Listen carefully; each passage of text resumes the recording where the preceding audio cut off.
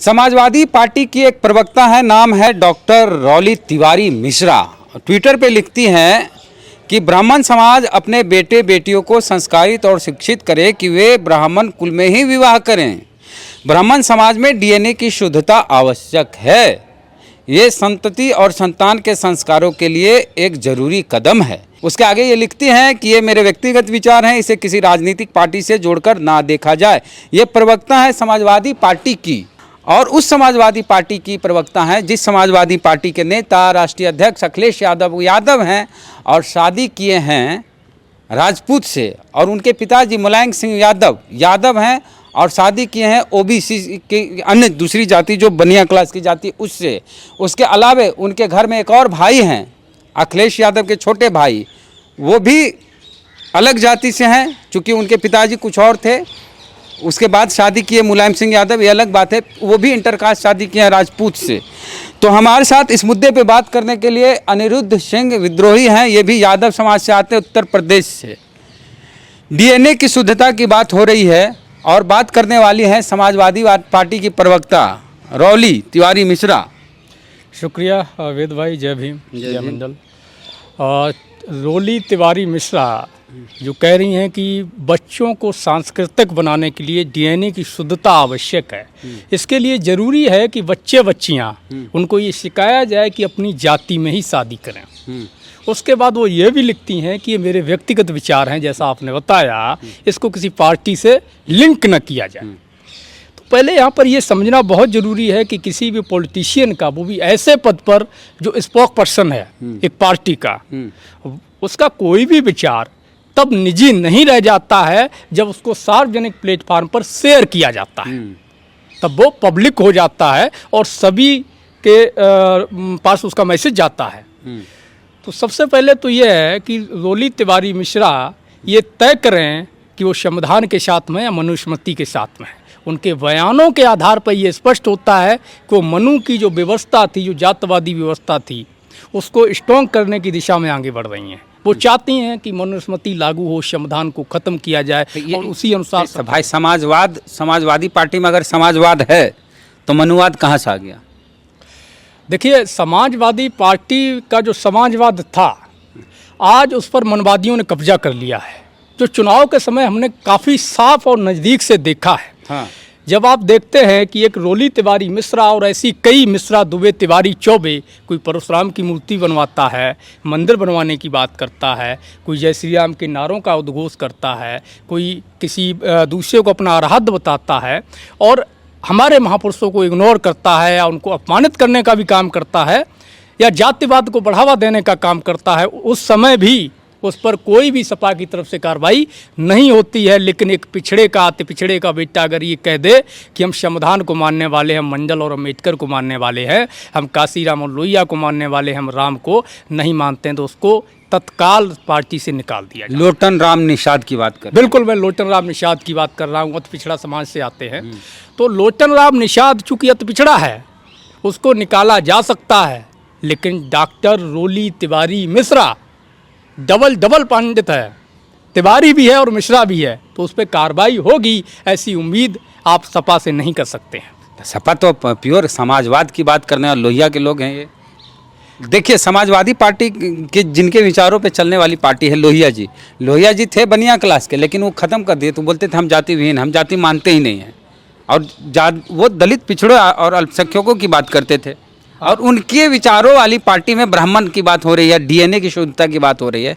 तो political DNA की शुद्धता की अगर बात की जाए तो फिर कहाँ रहेंगे अखिलेश यादव? फिर दलित कहेगा हम दलित को ही वोट देंगे, बिल्कुल। हाँ, मुस्लिम कहेंगे कि मुस्लिम को ही वोट देंगे। ये धार्मिक शुद्धता की बात फिर ओवैसी कहाँ गलत है? फिर यहाँ देखिए, अगर ये सही है, रौली तिवारी सही है, तो ओवैसी गलत कहाँ? लोहिया जी ने एक नारा दिया था कि संसोपा ने बांधी गांठ, पिछड़ा पावे 100 में 60। और अखिलेश जी चुनाव के समय आप देख रहे थे कि फरसा लहराते घूम रहे थे, है ना? तो ये समाजवाद नहीं ना है, ये समाजवाद नहीं है, ये एक नया मनुवाद का एक नया रूप है, एक नया अवतार है, जिसकी गिरफ्त में, जिस ब्राह्मणवाद की गिरफ्त में अखिलेश यादव पूरी तरह फंस चुके हैं। ये ऐसे दलदल में फंस चुके हैं कि इनका निकलना बहुत ज़्यादा मुश्किल हो गया। अखिलेश यादव, बिल्कुल। तो फिर शिवपाल चचा भी लड़ रहे हैं। शिवपाल भी लड़ रहे हैं, अपने सम्मान के लिए लड़ रहे हैं। शिवपाल ने अपना पूरा जीवन दिया, पूरा खून पसीना लगा कर के पार्टी को सींचा। आज उनकी दशा क्या है? क्या कोई भी समाजवादी इस तरह का बर्ताव करता है अपने पूर्वज के साथ, अपने अग्रज के साथ, अपने सम्मानीय श्रद्धे के साथ? तो रौली तिवारी पर कोई कार्रवाई वारवाई तो नहीं होगी, अब उम्मीद तो नहीं करते हैं? मैं तो उम्मीद नहीं करता हूँ। डॉक्टर रौली तिवारी मिश्रा जो जातीय शुद्धता की बात कर रही हैं, डीएनए शुद्धता की जो बात कर रही हैं सॉरी, तो क्यों ना बहुजनों को भी चुनावी शुद्धता का काम करना चाहिए। इस तरह की शुद्धता होनी चाहिए कि ब्राह्मण जहाँ पर संख्या है वहाँ पर फाइट करे और ब्राह्मणों से वोट मांगे।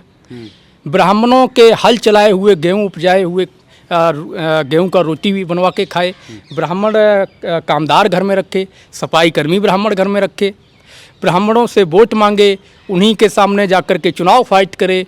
और बहुजनों दलितों से, पिछड़ों से जो जिनके स्पर्श जिनको कहा जाता है, जिनके छूने से, जिनकी हवा लगने से डीएनए अशुद्ध हो जाएगा। क्योंकि शादी का भी एक यही सिस्टम है कि जब शादी किसी से की जाती है, अंतरजातीय शादी होती, तो ऐसा तो नहीं होता है कि कोई साइंटिफिक तरीके से उसके डीएनए को बदला जाए, अशुद्ध कर दिया जाए। एक यही होता है कि जब दो लोग आपस में शादी करते हैं तो एक साथ रहते खाते हैं। तो यहाँ पर स्पष्ट ये संदेश डॉक्टर रौली तिवारी मिश्रा दे रही हैं कि ब्राह्मणों को चाहिए को दलितों से, पिछड़ों से, जिनको मैं अछूत कहूँगा, जिनको मैं अधर्मी कहूँगा, उनसे दूरी बनाएं, उनके साथ खान पान न करें। जब खान पान नहीं करेंगे, उनसे नफरत करेंगे, तो शादी ऑटोमेटिक नहीं करेंगे। चलिए, तो अनिरुद्ध सिंह यादव बोल दें? आप बोल सकते हैं, कोई ऐतराज नहीं। अनिरुद्ध सिंह विद्रोही ऐसे नाम है, ऐसे यादव जी हैं। इनका कहना है कि भाई रौली तिवारी मिश्रा जो 2 बार ब्राह्मण का सरनेम अपने नाम के साथ लगाती है, तो रौली तिवारी मिश्रा जो जातिवाद करती है डीएनए के नाम पे, ब्राह्मण की डीएनए की शुद्धता के नाम पे, उस पर आप सवाल नहीं खड़ा करेंगे। लेकिन जातिवाद के विरोध में अगर हम स्वर उठाएंगे तो आप हमें जातिवादी बोल देंगे। हम जो जातिवाद है इस देश में, हम उसकी बात करते हैं, आईना दिखाते हैं कि किस कदर जातिवाद फैला हुआ समाज में। चुनाव होने के बाद जब रिजल्ट आता है तो मेन स्ट्रीम मीडिया वाले बोलते हैं कि इस जाति का इतना % वोट इसको गया, इस जाति का इतना % वोट उसको गया। चुनाव के बाद मीडिया वालों को कैसे पता चलता है कि किस जाति के लोगों ने कौन सा बटन दबाया, और वो पूरा डिटेल दिया जाता है और लोग मानते हैं, कहते हैं बहुत अच्छी खबर है। पूरा सामाजिक ब्यौरा दिया गया है कि किस जाति के लोगों ने किस पार्टी को वोट कितना % में दिया। और वही हम वोटर से पूछ लेते हैं कि भैया आप कौन जात है, किसको वोट देते हैं, तो सबको लगता है कि हम जातिवाद करते हैं। सच्चाई यही है कि हमारा देश कृषि प्रधान देश बाद में है और जाति प्रधान देश पहले है, और यही बात है और यही सच है।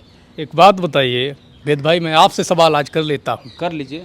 एक बात बताइए, जब चुनाव हो रहा था तो जो मनु मीडिया है, जातवादी मीडिया है, बिकाऊ बोलना गलत होगा, क्योंकि बिकाऊ होती तो हमारे लोग भी खरीद सकते थे। कोशिश किए थे अखिलेश यादव, किए थे, नहीं खरीद पाए ना, क्योंकि वो जातवादी मीडिया है, बिकाऊ नहीं ना। तो अब ये बताइए, जब चुनाव हुआ तो जाटलैंड, यादवलैंड, गुर्जरलैंड, मुस्लिम बेल्ट, ये सारा लैंड आया। लेकिन ब्राह्मण land, Rajput land, Bhumihar land, बनिया लैंड, ये लैंड कहाँ है? यूरेशिया में जब चुनाव होगा ना तो वो लैंड की खबर आएगी, हम लोग करेंगे। उम्मीद है कि आप लोग उसको कवर करें। लेकिन हमें ये सवाल, यूरेशिया में चुनाव तो हम ये सवाल पूछना चाहेंगे आपके जरिए, मनी मीडिया के जो पत्रकार हैं, दलाल हैं, कि आखिर वो बताएं कि जाट लैंड आपने बताया, यादव लैंड बताया, हमें आपत्ति नहीं है। रिजर्व सीट भी बताते हैं, दलित का रिजर्व सीट भी बताया, दलित बेल्ट बताया, मुस्लिम बेल्ट बताया, हमें कोई आपत्ति नहीं है। पहले तो आप प्रूव करिए कि आंकड़े कहाँ से आए कि किसने किसको वोट दिया, जब जनगणना ही नहीं हुआ है। ऐसे हम बात करें तो बिहार में बात करें तो जो मिथिला ब्राह्मण लैंड है वो दरभंगा साइड, वहाँ तेजस्वी यादव एकदम सीधे साफ हो गए थे जी, उसी के चलते सरकार नहीं बनी। बिल्कुल बिल्कुल।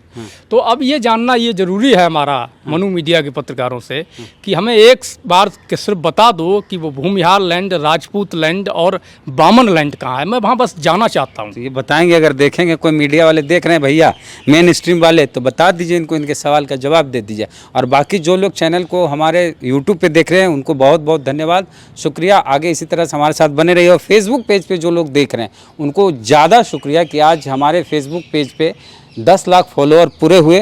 हालांकि जिसे इस तरह की सूचना हमने डाली कुछ लोग अनफॉलो कर दिए, तो खैर कोई बात नहीं, कुछ लोग अनफॉलो किए तो बहुत लोग फॉलो फिर करके 10 लाख पूरा कर देंगे। तो इसी तरह बने रहिए हमारे साथ, प्रतिक्रिया देते रहिए कमेंट बॉक्स में, पढ़ते रहते हैं हम। जय भीम, जय भारत।